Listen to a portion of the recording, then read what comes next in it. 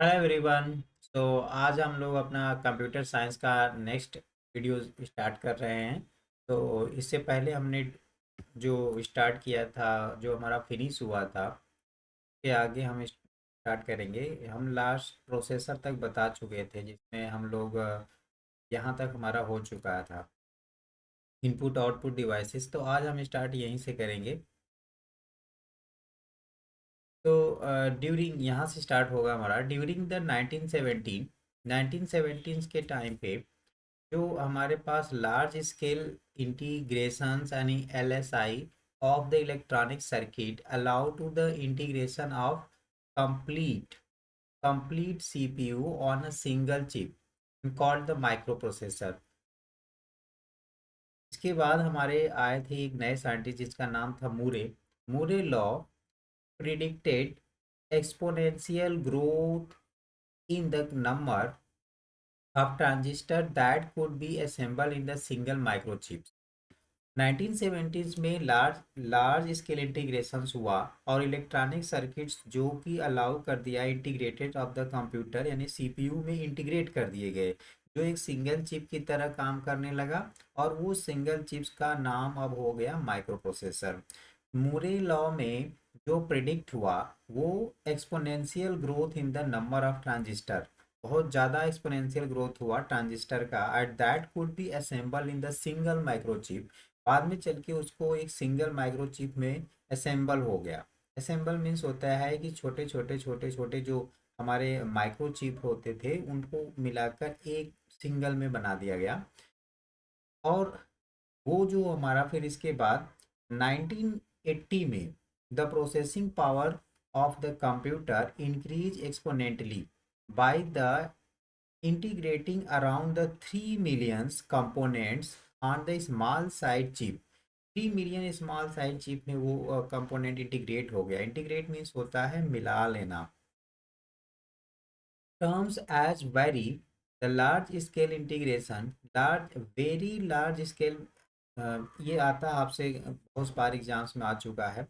यानी कि VLSI, तुम्हारा VLSI है, यानी वेरी लार्ज स्केल इंटीग्रेशंस पे इसको वर्क किया गया। Further the advance in technology has made it the feasible to the fabricate high density of the transistor and other component, approximately the 106 component उसमें मिल गए थे on the single। जो single में integrate हो गया उसका नाम बन गया था IC, that is called the super large scale integration. अब इसका नाम VLSI की जगह अब इसका हो गया SLSI। सो ये वेरी लार्ज है और ये super super large scale integration हो गया। सो IBM कंपनी जो थी वो इंट्रोड्यूस की थी फर्स्ट पर्सनल कंप्यूटर। ये बहुत ही बार पूछा जाता है कि फर्स्ट पर्सनल कंप्यूटर कौन सी कंपनी इंट्रोड्यूस की थी या किस कंपनी ने बनाया था। तो फर्स्ट जो हमारा कंपनी बनाई थी कंप्यूटर पीसी को, वो थी IBM। उस कंपनी का नाम क्या था? IBM नाम था। सो आईबीएम ने फर्स्ट टाइम इंट्रोड्यूस किया था first personal computer. Personal computer को क्या कहते हैं? पीसी कहते हैं। आज यही पीसी हमारा किस में हो गया, जैसे पर्सनल कंप्यूटर डेस्कटॉप हो गया है, लैपटॉप हो गया है, ये सब हमारे पर्सनल कंप्यूटर हैं for the home user, home users के लिए। और ये कब इंट्रोड्यूस किया गया था? 1981 में। 1981 में ये यूज किया गया था।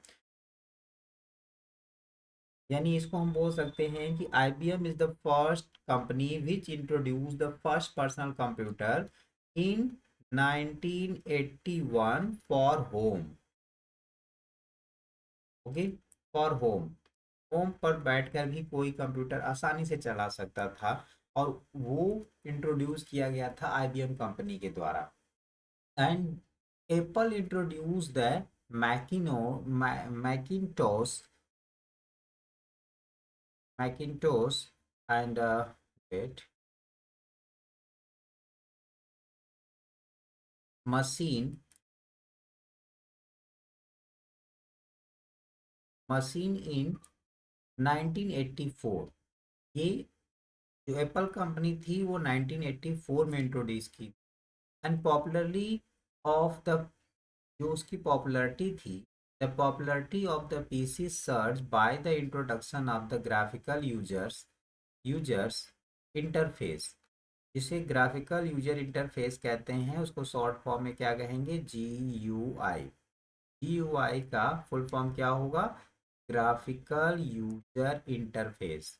ये हमारा ये इंट्रोड्यूस किया गया था एप्पल कंपनी के द्वारा, and based on the operating system by the Microsoft and other in the place computer with only sorry यहाँ पे देखिए, जो हमारी पॉपुलैरिटी हुई थी, the popularity of the PC की जो पॉपुलैरिटी स्टार्ट हुई थी, search by the introduce of the graphical user interface based on the operating system by the Microsoft. Microsoft company के द्वारा जो ग्राफिकल यूजर इंटरफेस यूज करके जो पीसी बनाया गया था वो बहुत पॉपुलर हुई थी, and other in the place computer with only command line interface like the Linux and the DOS. बाद में चल के दो और हमारे पास आए जो अदर, मतलब दो नहीं इससे ज़्यादा भी हो सकते हैं, जैसे लाइनक्स है, यूनिक्स है, डॉस है। ये इस ऑपरेटिंग सिस्टम पे भी हमारे पास अदर कंपोनेंट में बनकर कंप्यूटर आए थे, जे ये लाइक हमारा यूनिक्स एंड डॉस है। Around the 1990 the growth of the world wide web, यानी कि 1990 में डब्लू डब्लू डब्लू का ग्रोथ हुआ, world wide web further accelerate the mass uses of the computer. जैसे ही ये डब्लू का ग्रोथ हुआ, उस टाइम पे बहुत ज़्यादा अमाउंट में, यानी ज़्यादा से ज़्यादा लोग, एक्सेलरेट यानी बहुत ज़्यादा हो गए, तेजी से mass uses of the computer, and thereafter the computer have become an independent indispensable part of the everyday life. अब कंप्यूटर सबकी एवरीडे लाइफ में एक पार्ट बन गया था, वो लोग उसके बिना वर्क नहीं कर पा रहे थे। तब जब 1990s का टाइम आया, तो further with the introduction of the laptop, personal computing was the made portable to a great extent. This was followed by the smartphone, tablets, and others.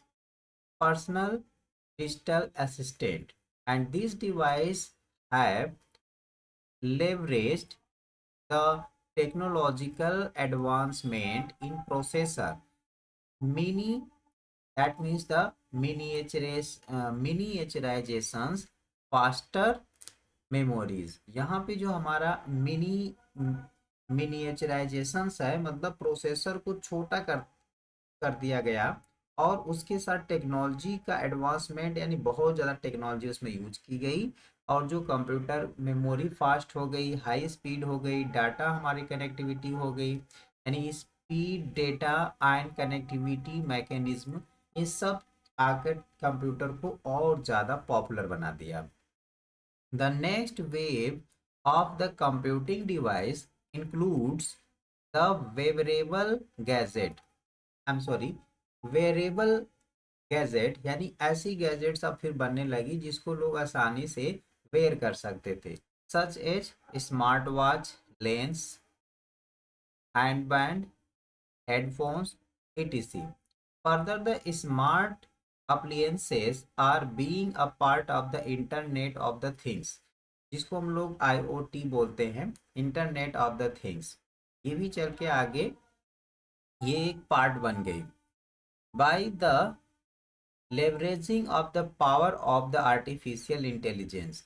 अब जाके इसमें एक और पार्ट ऐड हो गया, वो क्या है, आर्टिफिशियल इंटेलिजेंस। इसमें करेंटली आर्टिफिशियल इंटेलिजेंस का बहुत ज़्यादा यूज हो रहा है, everybody introduce about the AI। Now next part is what, next we study the computer memory. Now we know what is the computer memory. Computer memory को अब हम लोग समझेंगे, जैसे अ कंप्यूटर सिस्टम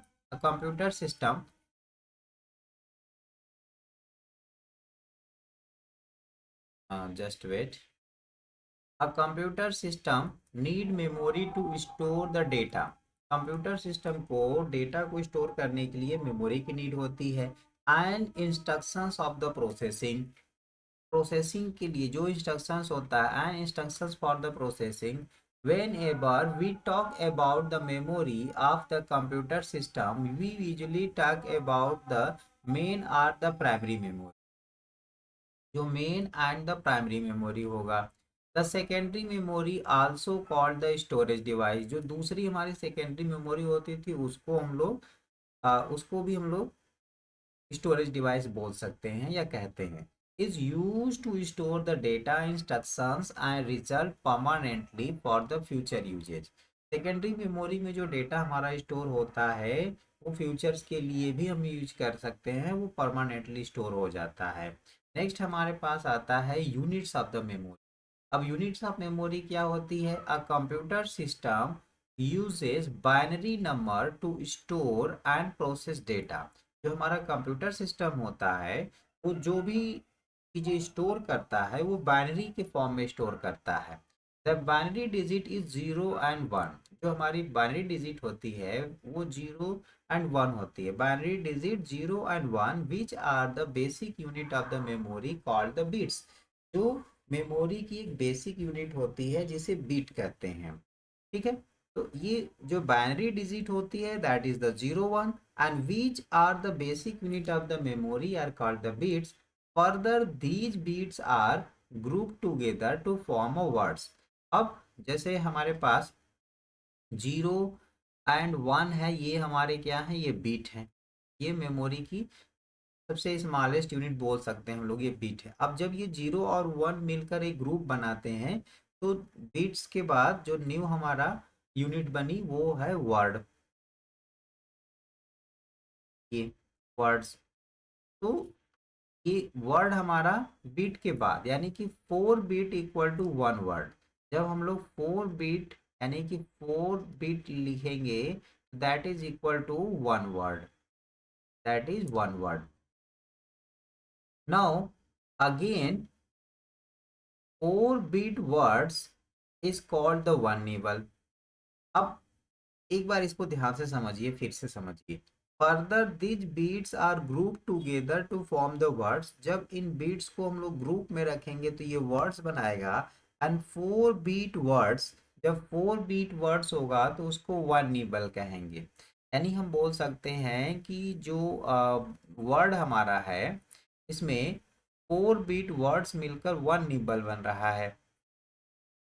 ये तो for example of the nibble are zero, जो हमारा निम्बल है उसमें ऐसे लिख सकते हैं, फोर बीट उसमें रहेगा, वन टू थ्री फोर, यानी कि ये वन बीट हो गया, ये सेकेंड बीट हो गया, ये भी सेकेंड बीट हो गया, ये वन बीट, टोटल मिला के हमारे पास कितने हो गए? फोर बीट हो गए।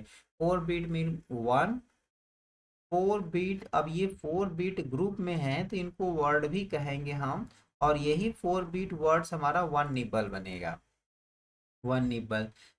अब और two nibble words that is eight bit, यानी कि एट बीट। तो इसका मतलब हम लोग ये कह सकते हैं कि देखिए वर्ड का यहाँ पे अभी कोई एग्जैक्ट नहीं बताया कि कितने बीट मिला के वन वर्ड्स बन रहे हैं।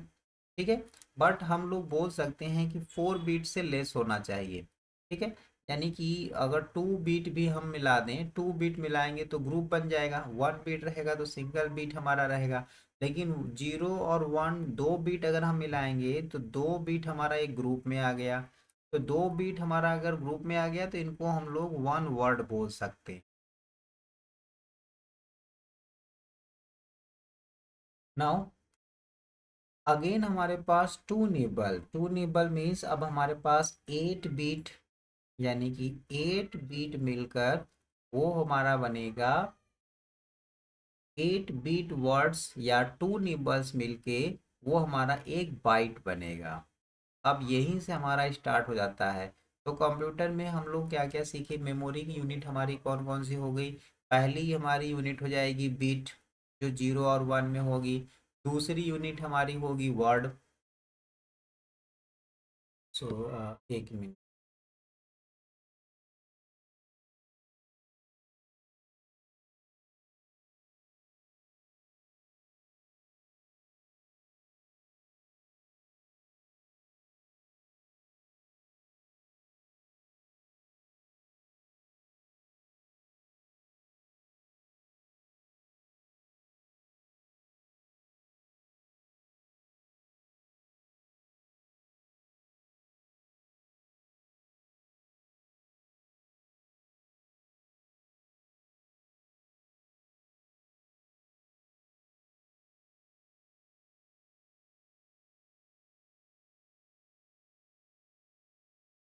तो now we can say that, यहाँ पे देखिए अब हमारे पास एक टेबल है। इस टेबल से हम समझ सकते हैं कि पहले हमारे पास आएगा बिट, बिट के बाद आएगा वर्ड, वर्ड्स के बाद आएगा हमारे पास निबल, निबल्स के बाद हमारा बनेगा बाइट, और बाइट से जब हम लोग बाइट में 1024 बाइट अगर मिला देंगे तो वन वो किलो बाइट बन जाएगा। अगेन 1024 किलो बाइट मिलाएंगे तो 1 मेगाबाइट बनेगा। 1024 MB मिलाएंगे तो वो 1 गीगाबाइट बनेगा। 1024 अगर हम लोग GB मिलाएंगे तो वो 1 टेराबाइट बनेगा। Is so one 1024। यहाँ पे देखिए अब ये टीबी के बाद, यानी यहाँ पे आ गया 1024 TB मिला देंगे तो 1 PB यानी कि पेटाबाइट बन जाएगा। नाउ 1024 अगर हम लोग PB यानी पेटाबाइट मिलाएंगे तो वो 1 एक्स्ट्रा बाइट बन जाएगा। एंड अगेन 1024 एक्सा बाइट मिलाएंगे तो वो जेटाबाइट बन जाएगा, यानी 1 जेटाबाइट जिसको जेड भी बोलते हैं। एंड अगेन 1024 जेटाबाइट यानी कि जेड भी जे भी बना देंगे तो ये हमारा योटाबाइट बन जाएगा। तो होप कि आपको ये मेमोरी के बारे में अच्छे से अंडरस्टैंड हो गया होगा। नेक्स्ट हम लोग नेक्स्ट वीडियो में हम लोग पढ़ेंगे types of memory. Types of memory हम लोग अब नेक्स्ट वीडियो में पढ़ेंगे। तब तक के लिए धन्यवाद।